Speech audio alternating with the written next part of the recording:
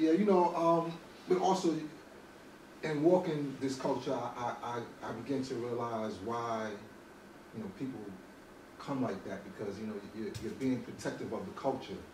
A lot of times people are coming, especially see, now we deal with trolls, right? but back then we dealt with, you dealt with people who was really just trying, agents and stuff. Agents, right? Okay, so okay. and they're trying to change things, or they're trying to, make their own nation. With capes on and all that. You see what I'm saying?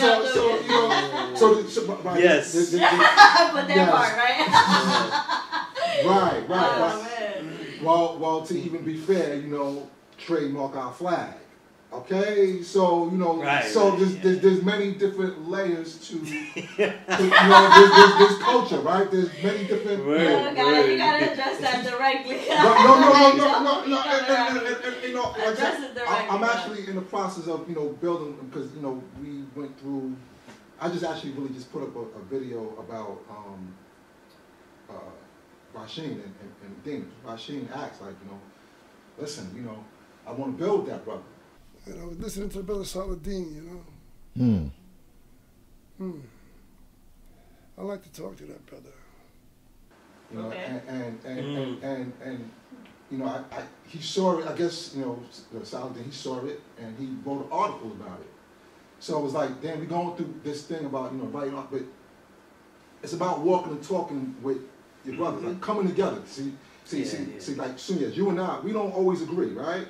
Right. We don't, but the power of this culture is coming together and building.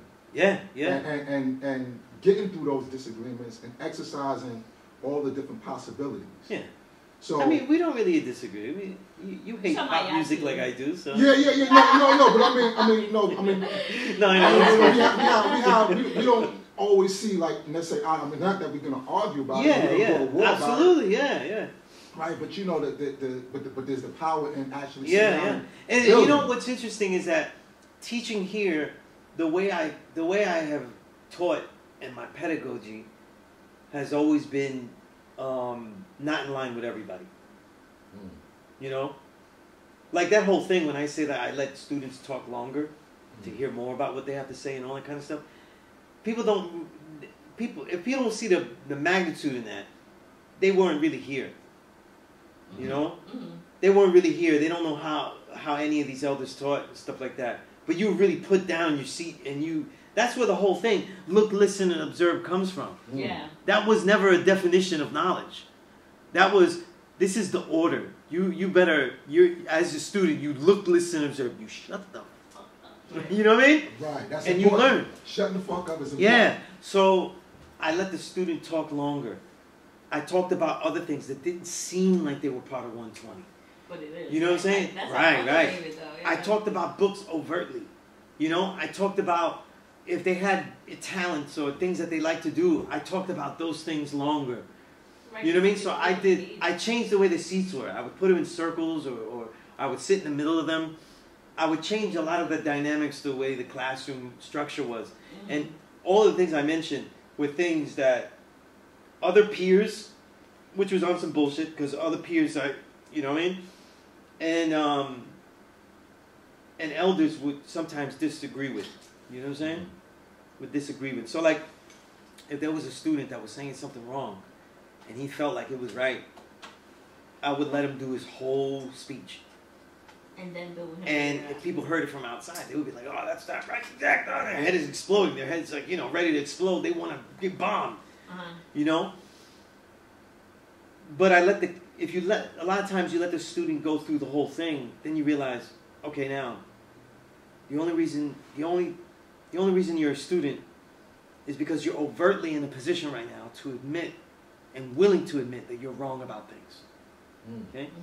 So now when they admit that, then it's all good. We go through the build. When I would kick out students, though, it's because they wouldn't admit that. Oh, you have kicked out students? Oh, many times, yeah. Oh, I didn't even know. Many times, yeah. I didn't know you did that. Where is that? Yeah, many times. A lot of the guys that we used to train, our original G-Life, yeah. they used to be here being security for me. You know what I mean? And I remember, like, the funniest is always Wise Ramel, because Wise Ramel would be here, and you know, like, he need to go, Sunias. He's saying some stupid shit. He would be like that. And it's like, no, let him go. Like yeah. Sandman. Yeah. He would just be like this, you know? And because I would let them go longer and stuff like that. But once they didn't have the respect that the idea of being a student was willing to be wrong about anything at any time, right. if the proof came, then that's when I would kick them out. Under any other circumstance, I wouldn't really kick them out. You know, I would let them speak, I would let them disagree and stuff like that, you know, because their disagreements would be good fodder to the classroom, you know. Okay. And remember, I was a young teacher too, so that was going in my memory banks as possibilities, avenues of, you know, the 85-ery. You know, what makes a great 5%er in teaching is that he knows a lot of the avenues of 85-ery. He knows the way the errors are made. You know what I mean? But also acknowledging when you're wrong, right? So when you're wrong, right? See, that's the whole thing with the Kate situation, right? Like you don't want to, you don't want to acknowledge that you're wrong, right? Same thing with the trademark of the flag. You don't want to acknowledge that where you're wrong. Like, okay, you may have some right points, but you don't want to acknowledge where you're wrong. Right. So now we have a problem. Now there's a difference though. With the latter, they both didn't want him to wrong. With the latter, it's just that he got big ideas on. You know, he went Yakubian. With the former cape wearer, he showed and proved that he didn't know about this shit, and he tried to deflect. You know, so if he didn't know, I asked him why did the father take out skunk from the lesson and stuff. You know what I mean? And he didn't know that. You can't teach here if you don't know that. I don't give a fuck who you are. You can't teach here if you don't know that. You know? And they say that. And this is why they say that to me. And they say, oh yeah, they dismissed it. That one day we were all out there and they're recording us and shit. They missed that. And they also missed that the next day I kept it quiet because I really wanted to finish talking. I was finished talking. And I wanted to do something else with him. And I let it go because everybody else started to talk to him and absolve him or let him go or whatever. And you know, I wasn't with it. I was in the lynch mob mode, and I still am.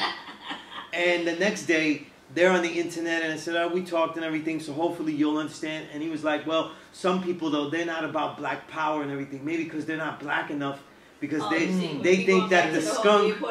They telling me reasons why the white man is not an animal, and this is what they care about." You know, so what am I supposed to do? The only thing left for me to go is, listen, I'm here every Thursday. We could meet up before the class and we go around the corner. Because there's nothing else to talk about, though, when you say shit like that after we built here. And everybody else saved you from what I wanted to do, you know? That part. No, That part. The ladder, you know, talking about like... With the ladder, yeah. There are... the article, they made an article about it. You must do your own research, as I did. If Mecca did this.